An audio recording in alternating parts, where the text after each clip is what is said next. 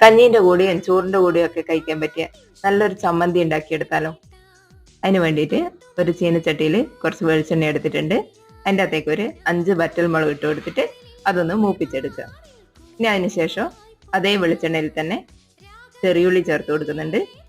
അത് നന്നായി മൂത്ത് വരുമ്പോൾ അതിൻ്റെ അകത്തേക്ക് ഒരു കഷ്ണം ഇഞ്ചി, കുറച്ച് വെളുത്തുള്ളി കൂടി ചേർത്ത് കൊടുത്തിട്ട് നന്നായി ഒന്ന് മൂപ്പിച്ചെടുക്കുക. ഇതെല്ലാം കൂടി ഒന്ന് വാടി വരുമ്പോൾ അതിൻ്റെ അകത്തേക്ക് കുറച്ച് കറിവേപ്പില കൂടി ചേർത്ത് കൊടുക്കുക. അതിന് ശേഷം കുറച്ച് തേങ്ങ കൂടി ചേർത്തിട്ട് നന്നായി ഒന്ന് വാട്ടിയെടുക്കുക. ഇനി അതിലേക്ക് 1/2 ടീസ്പൂൺ മുളക് പൊടിയും ഉപ്പും കൂടി ചേർത്ത് കൊടുക്കുക. എല്ലാം ഒന്ന് വാടി വന്നിട്ടാവുമ്പോൾ ഒരു ചെറിയ കഷ്ണം പുളിയും കൂടി ചേർത്ത് കൊടുക്കുക. ഇനി ഇതെല്ലാം കൂടി ഒരു മിക്സിൻ്റെ ജാറിലിട്ട് നന്നായി ഒന്ന് അടിച്ചെടുക്കുക. പെട്ടെന്ന് ഉണ്ടാക്കിയെടുക്കാൻ പറ്റിയ ഒരു അടിപൊളിയായിട്ടുള്ള ചമ്മന്തിയാണ്. എല്ലാവരും ഒന്ന് ട്രൈ ചെയ്ത് നോക്കുക. വീഡിയോ ഇഷ്ടപ്പെട്ടിട്ടുണ്ടെങ്കിൽ ഒന്ന് ലൈക്ക് ചെയ്ത് സബ്സ്ക്രൈബ് ചെയ്യണേ.